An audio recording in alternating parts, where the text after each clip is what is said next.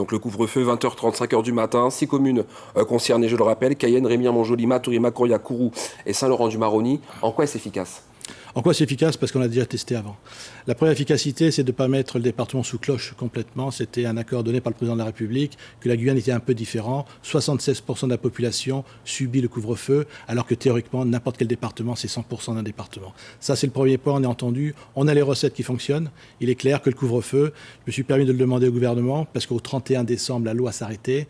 On pensait que le variant Delta serait un peu plus fort par rapport au Omicron. Ce n'est pas le cas. On prend les outils, on sait ce qui fonctionne et on voit bien la satisfaction. C'est ici, on a débattu les horaires, on a débattu ce que l'on propose. Évidemment, il faut anticiper, car si on demande des mesures qui arrivent que dans une semaine, on a déjà pris un taux d'incidence qui peut doubler.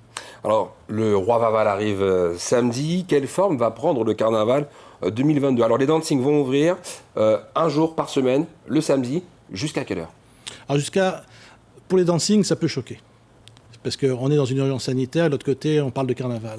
Mais ce qu'il faut bien comprendre, c'est qu'on a protocolisé beaucoup de choses en Guyane avec pas mal de succès. Depuis les restaurants, l'éducation nationale, la vie économique, la vie quotidienne. On a pris le pari avec des gens qui veulent suivre ce protocole de se préparer à faire un carnaval dans la Covid.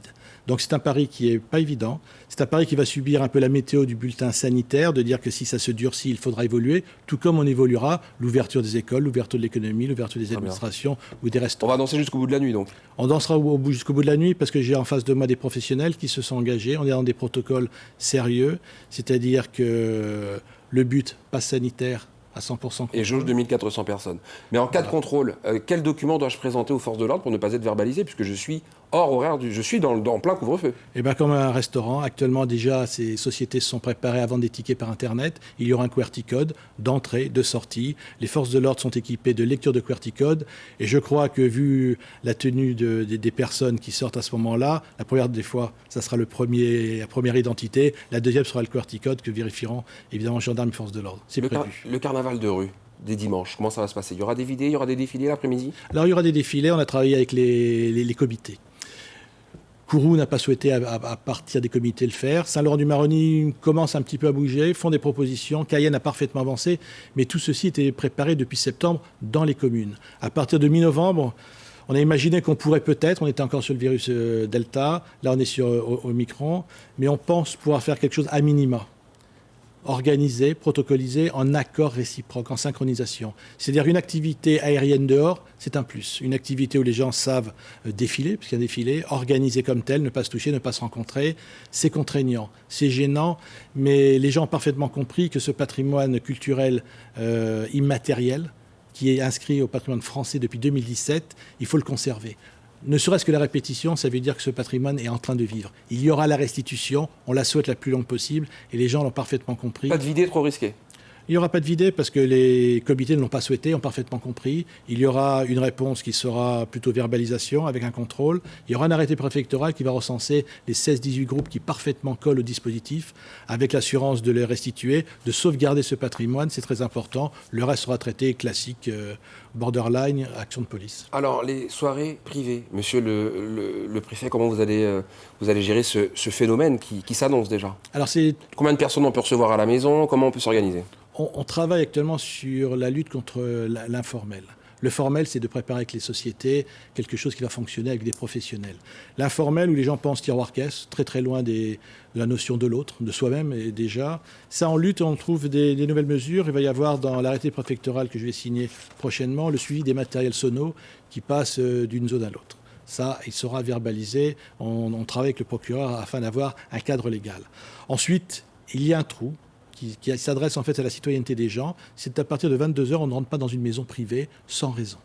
Et les gens profitent pour organiser sur une maison avec une belle surface, avec un ticket d'entrée à 50 €, avec de l'alcool revendu 10 fois plus cher, sans aucune contrainte de faire de l'informel au nez et à la vue des gens. Ça se sait, on contrôle. Les forces de l'ordre maintenant attendent si la fin de la soirée et toute personne vient en véhicule et on verbalise avec un 135 € d'arrêté préfectoral. Ça fait un peu cher la soirée, on peut verbaliser plusieurs fois.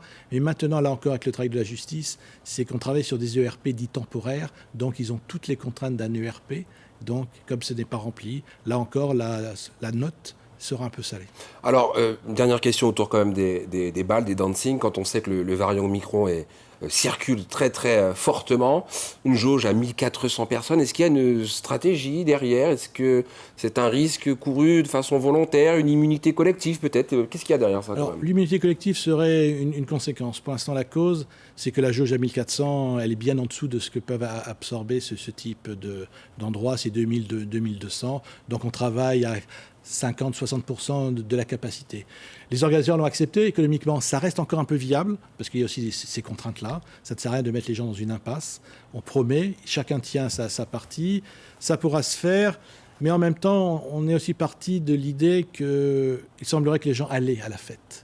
Soit on la contrôle et on peut avoir des résultats qui seront minorés, il n'y a pas de vraie solution, mais si on ne la maîtrise pas, il est évident que ça sera beaucoup plus fort en conséquence sur les taux d'incidence. Avant de nous séparer, une question quand même sur le pass vaccinal. L'Assemblée nationale a adopté le projet de loi en première lecture.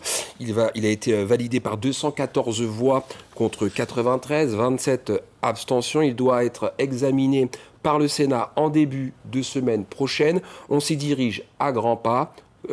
Quand sera-t-il en Guyane et y aura-t-il des adaptations? Alors, je crois que la loi va prévoir des adaptations pour les préfets dans les Outre-mer. Ça, c'est le premier point. Comme pour le pass sanitaire, on sait que les choses, des fois, demandent un petit peu plus de temps, un peu plus de conviction. Mais on a commencé à travailler avec mes équipes autour de comment passer du pass sanitaire au pass vaccinal.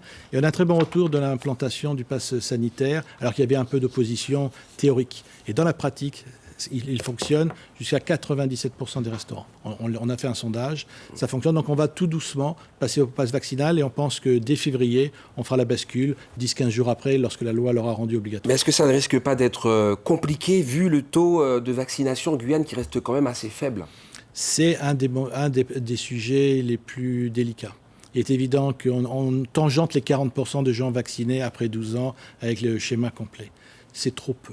On sait très bien, on voit sur l'Hexagone, si on peut prendre l'Hexagone comme exemple, les gens doivent comprendre que la vaccination les sauvera leur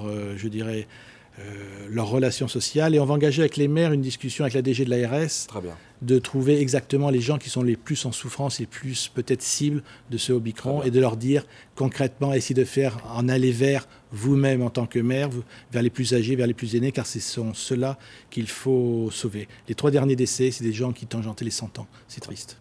Thierry Kefelec, préfet de Guyane, merci d'avoir répondu à nos questions.